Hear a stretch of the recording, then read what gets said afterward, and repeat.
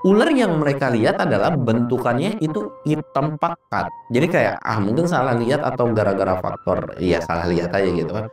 Tapi semakin lama diperhatiin memang bentukan yang awalnya hitam pekat itu kayak kelihatan biasa aja, tapi kok kayak lagi jalan set gitu kan. Sepanjang mata mereka memandang, mereka itu ngikutin di mana kepalanya karena bentukan dari ular tersebut itu benar-benar gede banget. Assalamualaikum warahmatullahi wabarakatuh. Balik lagi di channel Samsul Mister Horror. Dongeng horor gua kali ini gue bakal nyeritain Santi Barbar lagi nih. Buat kalian yang penasaran dengan ceritanya, kalian wajib tonton video ini sampai habis dan jangan lupa like, comment, subscribe, dan share video gua ke banyak orang. Dan buat kalian yang mau ikutan open trip, kalian bisa kunjungi Instagram gue di bawah sini. Dan buat kalian juga yang mau lihat video vlog gue juga, kalian bisa lihat di bawah sini. Dan gak usah banyak basa-basi lagi, kita mulai ke segmen donor. Dongeng horor dimulai.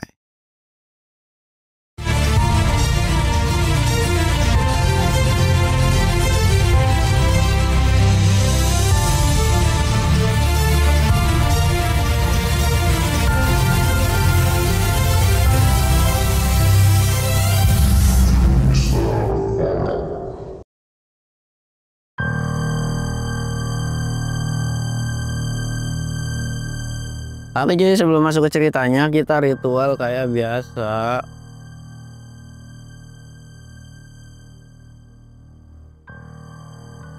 Jangan lupa ngopi. Dan sebenarnya ini berita udah lama banget ya. Jadi kemarin tuh sempat ada kasus di Gunung Selamat kalau nggak salah, bahwa ada seorang pendaki yang nyolong barang orang. Nah inilah kenapa gue bilang malesnya naik gunung zaman sekarang tuh udah aneh-aneh. Mulai dari pendaki yang kurang safety, dari ya kita juga aji mumpung kayak long weekend gitu kan, takut barang hilang. Ya sebelumnya kan ada di Merbabu tuh gitu kan, itu memang ya sering banget. Terus sekarang tiba-tiba ada di Selamat. Sebenarnya di Selamat itu ada beberapa kasus, cuman kayak memang nggak terlalu sebesar di Merbabu gitu kan. Nah itu yang paling ditakutin cuy zaman sekarang tuh. Ya lu udah beli barang mahal-mahal, udah effort yang dimana mungkin lu punya satu item yang dimana lu beli jutaan, tiba-tiba dicolong orang kan kayak nyesek banget gitu kan cuy.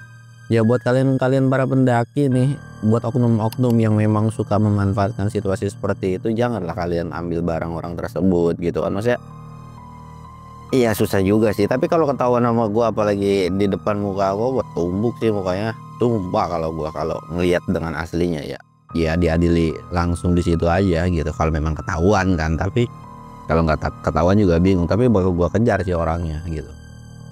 Dan intinya kalian kalau mau naik gunung tetap hati-hati lah, karena kendalanya bukan cuma alam dan sebagainya, manusianya juga agak rese gitu kan.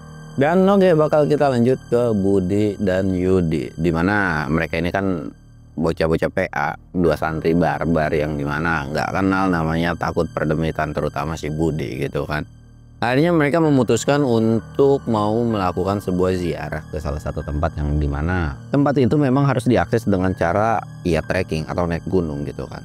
Singkat ceritanya, mereka udah dapat informasi, jadi mereka tuh nggak bawa perlengkapan pendakian karena mereka tahu di tempat tersebut itu ada sebuah saung yang dimana mereka bisa istirahat, nggak perlu yang namanya ngecamp kan. Jadi kayak mereka cuma bawa cemilan, makanan, dan nggak bawa apa-apa, bawa sarung dan sejadah buat sholat doang, udah tok itu aja. Kecuali mungkin ya bawa jas hujan gitu kan. Mereka udah dapat informasi tersebut dari beberapa orang yang memang pernah ke sana gitu. Dan tempat yang dituju ini adalah yaitu Gunung Tampomas, karena di situ kan ada petilasan gitu kan. Kalian bisa googling sendiri petilasan apa, dan gue pun sering nyeritain tentang Gunung Tampomas tersebut gitu kan. Nah mereka itu berangkat lah dari rumah mereka untuk sampai ke sana itu kan lumayan cukup jauh. Singkat ceritanya mereka sampai.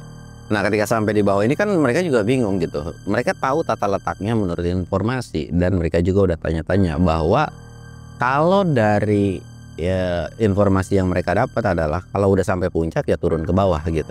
Jadi petilasannya ini memang nggak berdekatan banget dengan si puncak gitu. Ada beberapa jalur yang bisa dikatakan bisa melalui jalur pendakian atau jalur yang lainnya.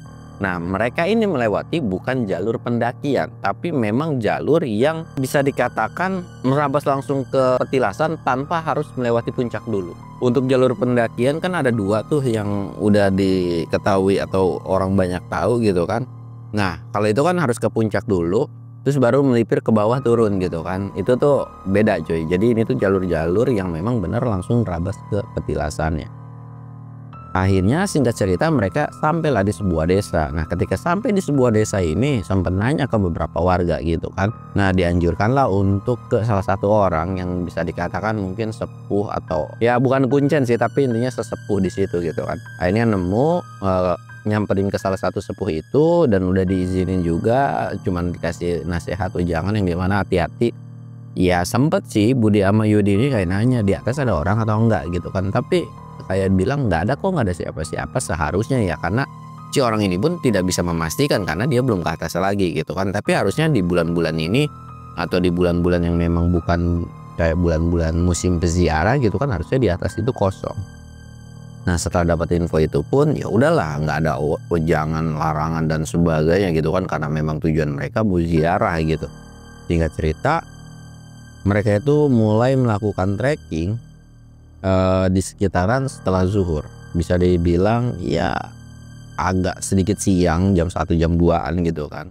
Ya mereka nyantai-nyantai aja, karena yang dibilang di awal adalah trekkingnya itu atau jalurnya memang agak sedikit abu-abu. Tapi harusnya dengan sedikit abu-abu itu juga mereka harusnya paham. Yang pasti ketika di briefing atau dikasih tahu sama si sesepuh ini tuh, jangan sekali-sekali ngambil jalur yang, jadi misalkan ada 2 jalur, jalurnya ini tetap 2 jalur ngarah ke atas, misalkan agak melipir ke kanan atau ke kiri, nggak apa-apa, ambil aja salah satu, itu akan tembus di jalur yang sama, walaupun mungkin selisihnya adalah mungkin salah satu jauh dan salah satu agak pendek gitu kan. Tapi yang pada intinya nggak apa-apa jalur yang manapun sama, kecuali jalur-jalur yang melintang seperti ini. Misalkan ada satu jalur naik ke atas, tiba-tiba di sisi kanannya itu melintang atau langsung kayak belok patah ke kanan atau patah ke kiri. Nah, jangan pernah ambil jalur seperti itu. Wasiatnya adalah seperti itu. Singkat cerita, mereka itu mulailah jalan. Nah, ketika mulai jalan ini memang di awal-awal pun jalurnya memang selalu ada ketemu cabang cuy. Jadi entahlah itu kenapa dibikin seperti itu, tapi mungkin karena ada orang yang kadang kesini ada yang kesana gitu kan. Ya mungkin selisihnya adalah antara dekat dan jauh aja gitu. Mungkin kalau dekat kan udah bisa dipastikan jalurnya nanjak banget, kalau dekat agak melipir tapi jauh gitu kan. Ya udahlah, mereka kayak milih ya ke kiri. Kadang-kadang nemu jalur yang susah, kadang-kadang nemu jalur yang gampang, dan mereka pun kayak berpikiran, oh iya bener, ternyata memang jalurnya juga enggak seabu-abu itu gitu kan. Mereka terus jalan. Nah, di jalur ini pun nggak ada pos pastinya ya, jadi kayak mereka terus jalan aja. Nah, dari bawah ini sudah dikasih tahu estimasinya kalau jalan terus pun ya kemungkinan 3-4 jam. Itu dengan durasi istirahat yang udah lumayan cukup lama gitu kan.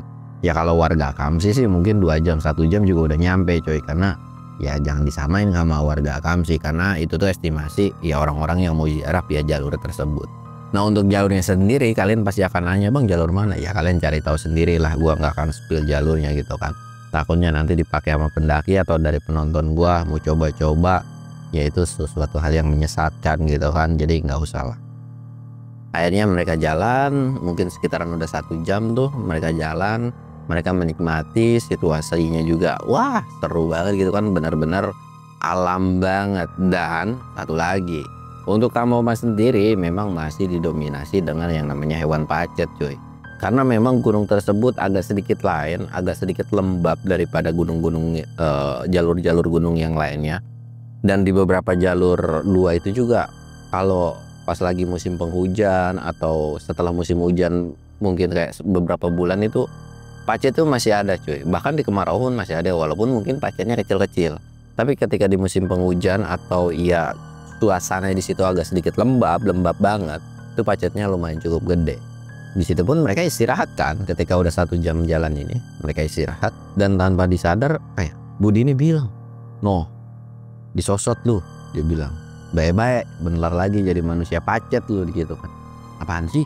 Lu lihat." Yudi sebenarnya nggak terlalu takut, bahkan sama ular pun nggak terlalu takut gitu kan, kayak anjir, langsung kayak tolong gimana sih orang histeris banget gitu kan, sedangkan Budi ini kayak apaan sih lu lebay banget. Si Yudi ini cuy yang kena pacar itu si Yudi, jadi kayak ketakutan gimana orang geli banget gitu kan, geli dengan sesuatu binatang gitu, histeris udah kayak cewek gitu kan, mereka buangin, sedangkan Budi bodo amat, lu buang aja sendiri, sama binatang kecil aja takut gitu kan. Sumpah gue geli banget, buru tolong buangin Bud, buangin gitu kan, kagak mau, akhirnya dikosrek tuh ke bagian pohon. Dan dari situ pun kayak ini gunung baik pacetnya ya, udah jalan yuk, gua gak mau udah kalau kayak begitu, jalan. Akhirnya ya udah mau nggak mau tuh jalan lagi.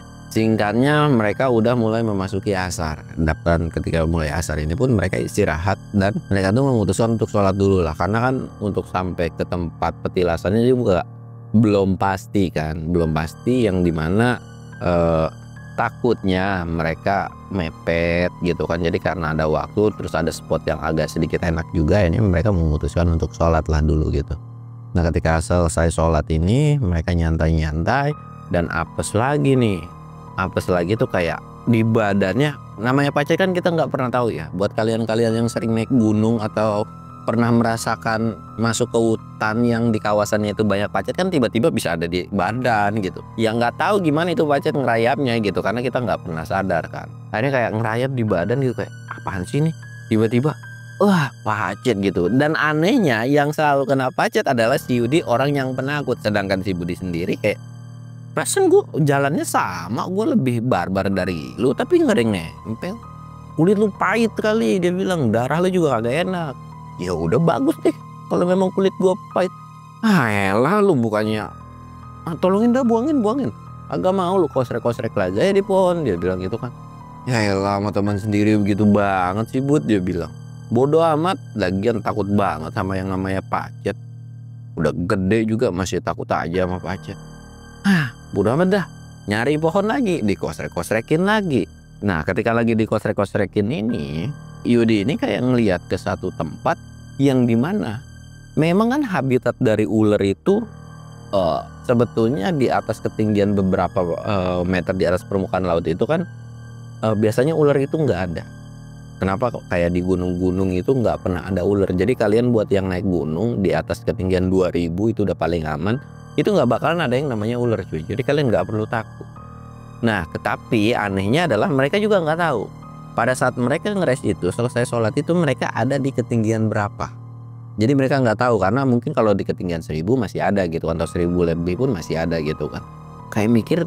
Nah yang paling anehnya adalah ketika ngelihat kok ada yang gerak, dan semakin lama diperhatiin sambil ngosek begini nih buat ngilangin pacet, dia ngeliat bahwa itu tuh nggak jauh berbeda dengan yang namanya ular. Tapi yang bikin aneh adalah kok ular ini tuh gede banget dan bahkan kelihatannya panjang bermeter-meter, tapi yang pasti nggak nyampe 30 km lah ya. Nah ketika dilihat tuh kayak diperhatiin bener anjir, ini ular dan gede banget. Wah ini bukan ular binatang gitu kan, bisa dikatakan ini penunggu dari gunung tersebut. Di situ pun langsung lari ke si Budi, ular gitu kan. Budi langsung nengok karena dia pun kayak takut lah kalau ada ular gitu kan. Pas dia tengok, mana nggak ada, dia bilang gitu kan, nggak ada ular. Lu lagi, lu nih gara-gara ketakutan gara-gara pacet kali. Beneran ada ular di sono. Udah ya jalan lagi gitu kan. Jalan lagi lah mereka. Dan pas dilihat pun masih ada kan pacetnya. Ini gimana pacet? Udah biarin aja, lu kagak bakalan mati disosot sama pacet. Lagian yalah pacet segede-gedenya pacet, ngisep darah lu seberapa sih? Lagian juga kan itu terapi gratis, secara tidak langsung dia tuh ngambilin darah-darah kotor lu. Udah biarin aja, nikmatin aja, ntar juga dia kekenyangan juga dilepasin sendiri. Udah tuh kan, ya udahlah bodo amat. Walaupun dalam hati si Yudi ini kayak masih elah apaan sih, dan mereka pun tidak terlalu menghiraukan dengan yang namanya ular tersebut, berpikir kayak cuman halu dan sebagainya. Mereka meneruskan perjalanan dan singkat cerita jam 5 mereka sampailah di sebuah petilasan. Nah ketika sampai di petilasan ini mereka memang lihat kayak ada saung kan. Alhamdulillah akhirnya ada saung gitu kan. Nah di situ dia sempat bilang kita bakal bermalam di situ nih, nggak bakal ditektokin atau turun. Ya ngapain juga, ada saung juga, tapi kita cek dulu ya di dalam itu ada apa.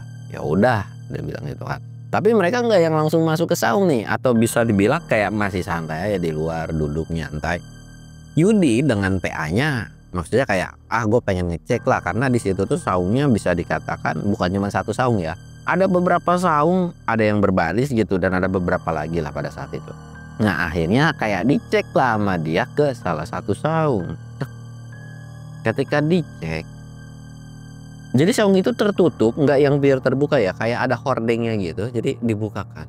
Nah ketika dibuka kaget bahwa di saung itu ada orang dengan kondisi lagi duduk sila. Tapi orang tersebut tuh kayak yang nggak ngeh mungkin sama si Yudi ini.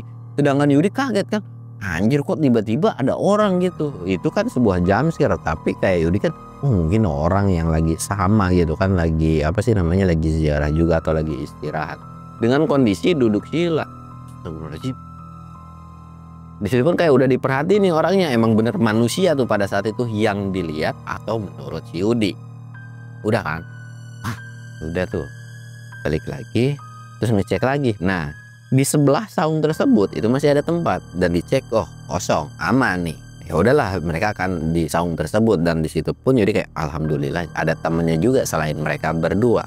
Singkatnya baliklah. Nah ketika balik ini ngobrol lah, ternyata di sini masih ada yang stay loh, atau ada yang sama kayak kita juga ziarah. Oh masa sih, di mana?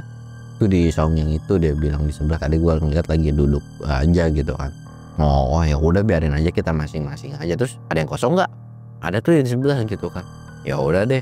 Nah karena memang mereka ini nggak bertujuan untuk ngecamp, dalam artian mereka nggak bawa tenda, tapi mereka bawa kompor, terus bawa nesting juga buat bikin kopi. Sedangkan untuk airnya sendiri mereka itu bawa kan, tapi kalau nggak cukup mereka bisa ngambil dari kubangan atau air yang memang di situ tuh, di petilasan itu tuh ada sebuah tempat kayak terpal gitu kan digelar, jadi kubangannya di tengah-tengah. Ya bisa kalian ya campur jentik-jentik mah nggak apa-apa lah gitu kan, sehat gitu, apalagi kalau dimasak dulu aman-aman aja. Ya namanya hidup di hutan harus kayak begitu kan. Akhirnya mereka kayak ya udahlah, mereka diem duduk. Terus gimana nih kita? Ya udah tunggu sampai maghrib, nanti kita maghrib sholat berjamaah terus ngaji sebentar. Maksudnya kayak ya udah nanti kita ngajinya itu setelah isya aja karena waktunya masih panjang kan. Jadi kita maghrib ngopi-ngopi, nyemil-nyemil, baru isya kita lanjut ngaji gitu kan. Oh ya udah siap. Akhirnya mereka santai-santai, itu kondisinya udah jam 5, udah mau mendekati maghrib. Dan di situ pun Yudi ini bilang, ya udah deh, gue mau udu dulu, bentar lagi maghrib kan. Oh ya udah, gue naro barang dulu deh di saung ya, dia bilang gitu kan. Nah akhirnya mereka tuh sebenarnya nggak ngelihat sebuah gerak-gerik dari manusia yang lewat atau lalu lalang pada saat itu ya. Akhirnya kayak Budi ini mau naro ke saung yang memang menurut si Yudi ini kosong, mau di saung, tapi penasaran pada saat itu kayak mau ngintip atau mau gue sapa. Pas dilihat di saung yang menurut Yudi pada saat itu ada manusia, ternyata itu nggak ada, bener-bener kosong. Bahkan dilihat sebentar, nah dilihat lagi, nah, dan tempat yang ditempatin sama menurut Yudi itu ada orang, itu tempatnya agak sedikit enak dibanding saung sebelah. Bohong nih bocah nih, ngalu lagi nih. Tapi karena takut mungkin orangnya lagi keluar atau nggak ngeh gitu kan, sebenarnya Budi ini kayak punya firasat yang dimana kalau memang ada orang keluar, jadi kondisinya ketika mereka istirahat ini adalah Budi ini ngeliat ke saung yang di depan, sedangkan Yudi memang ngebelakangin, harusnya nggak ngeh gitu. Tapi kalau misalkan ada yang keluar dari salah satu saung itu pun, itu harusnya kelihatan sama entah itu bagian sisi kiri atau gimana, pasti kelihatan lah, karena terang juga, nggak ada kabut dan sebagainya. Kayak mikiran, tapi nggak enak juga kalau tiba-tiba ada, gimana ya?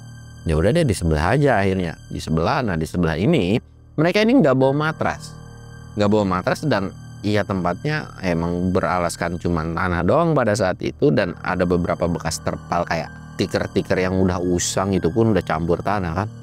Salah deh, tahu gitu gue bawa matras, dia bilang.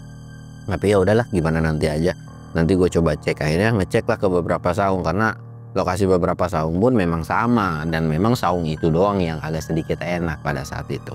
Ya udahlah, nggak apa-apa gitu kan. Nanti gimana caranya buat bisa tidur itu urusan belakangan. Ya mungkin mereka bisa ngambil daun-daunan ditaruh gitu kan. Ya itu bisa dipikirin nanti. Singkat cerita, Setelah Yudi ngambil wudhu, Budi pun ngambil wudhu juga tuh, dan dia pun nggak nyeritain tentang kejadian tersebut. Mungkin ya berpikiran karena orangnya udah keluar kali gitu kan. Singkat cerita, mereka sholat lah. Nah ketika mereka sholat ini, sholat maghrib ini, mereka merasa bahwa di rakaat terakhir, terutama pada saat itu kan yang jadi makmumnya adalah si Yudi sendiri. Nah sedangkan kalau sholat berdua berjamaah, kalian bisa browsing atau googling sendiri lah ya. Kalau sholat berdua berjamaah itu jaraknya tuh enggak yang di belakang banget, tapi sebenarnya agak sedikit sampingnya. Nah karena memang dekatan nih sholatnya kan, kalau berjamaah berdua ya kalian bisa cari atau googling sendiri. Jadi kayak sholat, nah karena ditepuk lagi, otomatis Yudi ini kayak oh ada yang jamaah lagi. Dia tuh agak menipir sedikit ke belakang, agak sedikit ke belakang kayak ngelangkah sekali. Tapi ketika langkah terakhir mau ngelangkah lagi tuh kayak diem.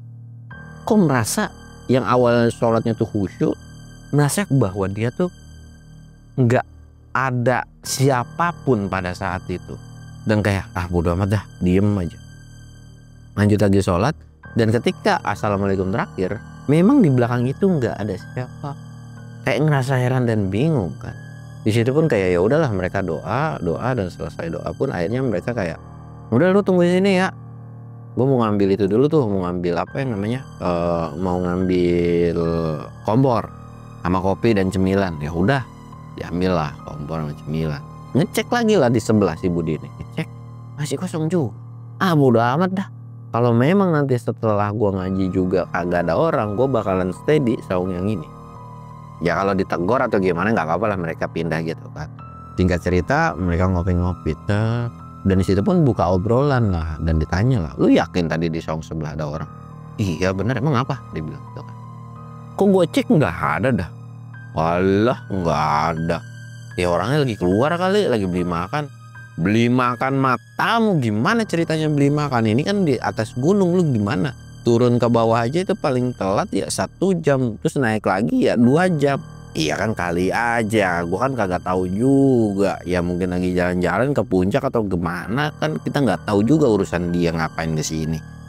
Iya sih kata si Budi, tapi kan kalau memang tujuannya ke petilasan udah pasti ziarah, ngaji dan sebagainya. Iya kalau tujuannya ziarah ngaji.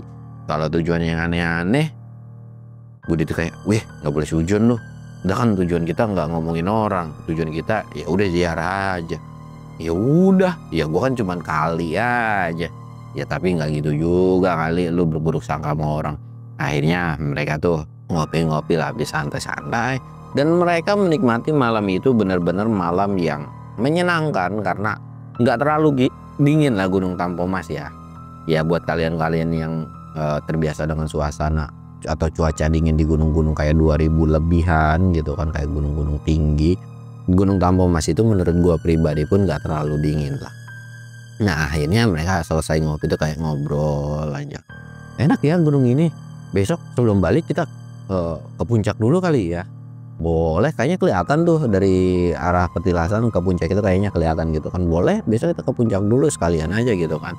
Ya udah mereka ngobrol panjang lebar lagi, dan Yudi ini kayak kefokus sama suara yang memang pada saat itu suaranya tuh kedengeran kayak seolah apa ya, bukan langkah kaki tapi kayak kok daun-daunan itu yang berjatuhan itu kayak kedengeran gitu, dan gak lama kedengeran kayak desisan menurut Yudi pada saat itu. Sedangkan Budi nggak terlalu mendengar gitu kan, karena memang dia sambil kayak zikir gitu kan, ya baca-baca surat gitu, jadi nggak terlalu fokus dengan suara-suara yang di luar, saking husunya pada saat itu Budi tuh.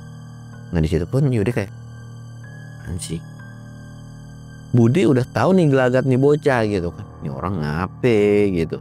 Dan akhirnya bodo amat tuh Budi tuh, dan singkatnya Yudi ini kayak berdiri terus nyenterin ke beberapa spot. Dan ketika nyenterin ke beberapa spot, astagfirullahaladzim, itu apaan Bud? Lu lihat Bud, itu lu lihat sambil dijambak itu rambut si Budi kayak gini. Lu lihat itu apa? Budi pun kayak agak sedikit kurang percaya sebetulnya di awalnya tuh, karena ular yang mereka lihat adalah bentukannya itu hitam pekat. Tapi semakin lama diperhatiin memang bentukan yang awalnya hitam pekat itu kayak kelihatan biasa aja, tapi kok kayak lagi jalan set gitu kan. Sepanjang mata mereka memandang, mereka itu ngikutin di mana kepalanya, karena bentukan dari ular tersebut itu benar-benar gede banget. Udah seukuran mobil kali cuy. Benar-benar gede banget. Jadi dikelilingin tuh kan, diperhatiin terus set. Bahkan ketika dikelilingin itu mereka tuh seolah bahwa si ular tersebut itu benar-benar melingkar di tengah-tengah itu aja. Nggak tahu palanya mana, nggak tahu buntutnya mana. Merasa bingung kan. Budi sama Yudi tuh kayak, udah nggak apa-apa, biarin aja. Selama sosok itu nggak ganggu, kita harusnya benar-benar aman gitu kan. Tapi kan Yudi tetap aja rasa khawatir dan panik itu ada, karena yang paling tenang di antara mereka berdua adalah ya cuman Budi doang, sedangkan Yudi ya masih manusiawi yang dimana rasa takutnya itu masih tinggi banget lah, beda dengan si Budi. Akhirnya kayak ya dipikir-pikir tenang juga, Yudi tuh selalu celangak celinguk dan sampai ngedeketin si Budi kan, kayak lah apa sih gitu kan, kok bisa-bisanya ada ular. Dan gak lama itu Isya kayak ya udah kita sholat dulu. Sholat lah, walaupun Budi ini udah nganggap ular tersebut masih ada cuy, masih ngelingkar aja, nggak tahu palanya mana, nggak tahu buntutnya mana, masih ngelingkar. Ya udah sholat biasa aja, dan merasa bahwa Budi ini kayak berpikiran ya ular itu nggak bakal ngapa-ngapain, biarin aja. Di situ pun sholat kan. Nah sedangkan si Yudi lain cerita, dimana ketika sholat itu selalu terfokus sama si ular ini. Dan lagi-lagi kali ini di rokaat setelah rokaat udah setelah rokaat pertama, rokaat keduanya ada yang nepuk lagi, tek. Aduh, kayak ngerasa heran dan bingung siapa yang nepuk. Tapi kali ini bahwa dia ngerasa di sebelahnya memang itu ada orang lain, tapi nggak berani nengok, cuman kayak ngambil dari sisi mata, pinggir mata gitu kan. Kok kayak di siluet ada orang ya. Tapi ya udahlah, sholat melanjutin. Dan bahkan ketika atahiyat terakhir nengok, ternyata memang benar. Nah yang di sebelah ini menurut Yudi adalah sosok orang yang pada saat sebelumnya itu memang ada di saung sebelumnya. Nah ketika udah selesai sholat kan kayak ngebalik ke kanan gitu kan, assalamualaikum warahmatullahi, terus ngebalik lagi ke kiri kan, langsung muka nih. Selesai atahiyat itu atau selesai ngucap salam, Yudi benar-benar dikagetin bahwa sosok yang di sebelahnya tiba-tiba nggak ada lagi. Astagfirullahaladzim.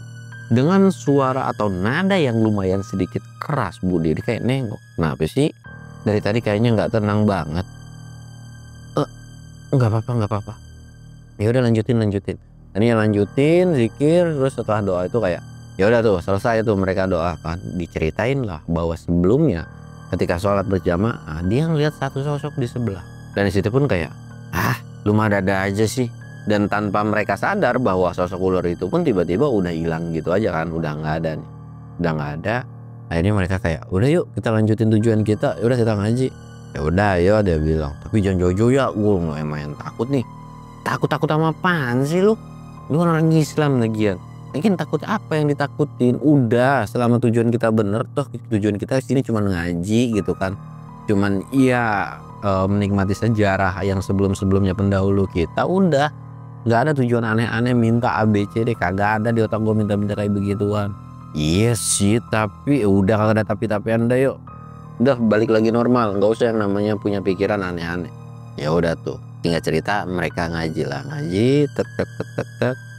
Mungkin sekitaran jam 9 atau jam 10 gitu kan. Di situ ada yang ucap salam. Assalamualaikum. Budi orang paling pertama negur atau bisa dikatakan kayak ngucapin Waalaikumsalam. Budi kan nggak tahu sebenarnya sosok yang sebelumnya itu siapa atau yang ada di saung itu siapa. Tapi ketika Yudi ngucapin salam itu kayak Waalaikumsalam sambil nengok, bener-bener kaget. Yang awalnya pakaiannya itu kayak pakaian biasa, pakaian pada umumnya orang desa di bawah gitu kan, kayak kaos dan sebagainya. Tapi pada saat itu dia ngeliat laki-laki yang memang udah agak lumayan tua, berpakaian serba putih, pakai sorban, dan bahkan ininya bukan kopiah ya, tapi kayak sorban gitulah dilinding-linding ke kepala kan. Sempat kaget, dan ada sebuah aura cahaya putih yang dimana agak sedikit gimana gitu. Nah ketika tahu sosok itu pun Budi pun nggak terlalu berpikiran oh ini siapa ya, bodoh amat gitu, cuek aja. Di situ pun si orang ini atau sepuh ini kayak nanya, kalian ngapain kesini? Dibilang juga lah sama si Budi ini, saya nggak punya tujuan yang aneh-aneh, maksudnya cuma ngaji. Sempet ditawarin, yakin cuman itu doang, nggak ada permintaan hal yang lain. Budi itu meyakinkan lagi bahwa dia itu nggak ada minta apapun. Di situ pun kayak sambil senyum terus kayak ya sudah kalau kayak gitu kalian hati-hati di sini, yang tenang di sini. Dan nanti kalian kayak menawarkan kalian masuk ke saung yang sebelah. Di sana saya sudah siapkan tikar kayak tempat alas yang layak untuk kalian istirahat malam ini. Dan kalian tidak perlu khawatir dengan apa yang kalian lihat saat ini dan sebelumnya. Sosok itu akan melindungi kalian dari beberapa gangguan makhluk gaib, atau bisa dibilang ya sosok itu yang bakal ngelindungin kalian tanpa sepengetahuan mereka pada saat itu ya. Dan Budi pun gak bisa ngebalas omongan tersebut, kayak berpikiran agak sedikit nge-lag nih otak mereka berdua pun. Diem dan gak lama orang tersebut kayak pamitan, ya sudah saya pamitan, assalamualaikum. Dan mereka pun berdua nyot waalaikumsalam. Sosok laki-laki bersorban ini jalan dan tanpa ada penerangan lampu, tapi terangnya itu dari pakaiannya dia cuy, bercahaya sedikit lah, jadi kayak kelihatan terang. Dan ternyata di sisi itu pun ada ularnya lagi kayak melingkar terus, dan seolah ular itu berhenti, yang awalnya nggak kelihatan kepalanya di mana kayak diem, dan di bagian buntut sama kepalanya kan jadi kalau nyambung kan begini kan, muter terus kan. Tapi ini kayak langsung ngebagi dua, kayak dibikin sebuah jalan, dan langsung si ular itu pun ketika udah ngebuka jalan langsung muter aja. Di situ pun Budi langsung kayak ya udahlah, siapapun sosok tersebut selama tidak mengganggu dan memang dibolehkan ya udah gitu. Sedangkan Yudi, itu siapa? Lu nanya ke gua siapa? Gua aja mau nanya tadi, gua kelupaan kan nanya dia siapa. Udahlah biarin lah, lagian kan kita udah dikasih tahu. Yaudah kita tidur. Akhirnya kayak ya udah tuh tidur. Mereka tuh sesuai apa yang diperintahkan sebelumnya, balik ke saung sebelahnya kan. Dan ternyata memang di situ ada sebuah tikar kayak udah digelar, dan sebelumnya ketika Budi nengok kan emang tempatnya sedikit nyaman, tapi nggak ada yang tikar itunya. Tapi kok tiba-tiba ada tikar yang nyaman gitu kan. Akhirnya ya udahlah, akhirnya mereka istirahat. Dan di situ pun ketika sebelum istirahat Yudi bilang itu adalah sosok yang sebelumnya dia lihat, tapi awalnya mereka sosok itu tuh nggak pakai pakaian apapun, tapi kok tiba-tiba pakai sorban. Sedangkan Budi udah biarin aja, nggak usah terlalu dipikirin. Yang kalau misalkan kita dipikirin pun yang ada malah jadi beban pikiran kita, jadi udah bebasin aja. Dan karena nurut pun ya udah, akhirnya mereka tuh istirahat. Tapi di sebelum istirahat tuh kayak itu ular aman, masih nanya aja, heran. Udah tidur udah amat dah. Akhirnya mereka istirahat tuh, dan benar satu malam itu mereka alhamdulillah menjalani malam dengan tidak ada kejadian hal apapun. Akhirnya singkat ceritanya subuh pun tiba. Nah ketika subuh pun tiba, ular itu masih ada cuy, sampai subuh tuh ular itu masih ada. Dan ketika mereka sholat subuh, ular itu perlahan kayak hilang, karena iya yang nggak terlalu khusyuk itu kan si Yudi kan. Ular itu hilang, tapi ada sebuah keanehan, yang sebelahnya itu ada manusia, tapi kali ini di sebelahnya itu bukan manusia, melainkan kayak seolah kayaknya di sebelah gue itu bukan manusia tapi ular menurut pengakuan Yudi. Akhirnya ketika salam terakhir, ngucapin salam lagi, assalamualaikum. Yudi bener-bener ngelihat satu sosok ular yang tinggi, entah kepalanya di mana, kayak ngikut sholat berjamaah juga. Dengan keringat dingin tiba-tiba langsung keluar dan salam lagi ke sebelah lagi, kayak pas ditengok lagi sosok itu nggak ada lagi. Di situ pun kayak pucat kan, ngucap lagi astagfirullahaladzim. Budi mungkin yang udah kesel kan kayak bodo amat dah, apa yang lu lihat gua nggak peduli. Akhirnya ngelanjutin lagi doa. Terus sampai pagi mereka masak-masak, kayak masak mie, terus bikin kopi dan sebagainya. Dan ketika sampai pagi, alhamdulillah mereka udah nggak ada ngalamin apapun lagi. Yudi tuh sempat menceritakan ke Budi, tapi Budi tuh kayak bodo amat, itu urusan lu bukan urusan gua, dia bilang. Dan akhirnya mereka sebelum pulang itu ke puncak dulu. Setelah ke puncak lanjutlah balik, dan setelah balik itu mereka sampai di sebuah desa lagi. Perjalanan untuk ke turun ini mereka nggak nemuin kendala apapun. Dan ketika udah sampai turun, sesepuh ini bilang, alhamdulillah kalian udah sampai dan kalian orang yang beruntung. Dan di situ pun kayak beruntung apa? Tidak dijelaskan apapun sama si sepuh tersebut, cuma sebatas senyum doang. Sedangkan Budi pun kayak ya udahlah bodo amat kalau nggak mau cerita gitu kan. Dan singkat ceritanya mereka pulang ke rumah dengan keadaan alhamdulillah sehat walafiat. Walaupun mungkin ya beruntung itu kayak beruntung mungkin ketemu dengan satu sosok yang berjubah atau bersorban putih itu gitu kan. Dan tapi sedangkan Budi nggak terlalu memikirkan. Kalau Yudi kan kayak berasumsi, wah jangan-jangan kita beruntung ketemu orang itu kali. Wah jangan-jangan kalau kita minta sesuatu. Budi tuh kayak kesel ngejitak palanya, apaan sih lu minta apaan, aneh-aneh aja, lu pengen minta sesuatu itu gak usah yang aneh-aneh, kerja pengen dapat duit nggak usah minta yang kayak begitu-begituan. Iya kan gue bercanda doang, kagak ada bercanda-bercanda. Dan sampai akhirnya cerita ini pun selesai coy. Pelajaran yang bisa kita ambil adalah ya segala sesuatu yang positifnya kalian ambil aja lah, yang negatifnya silahkan kalian buang. Gue Samsul undur diri, assalamualaikum warahmatullahi wabarakatuh.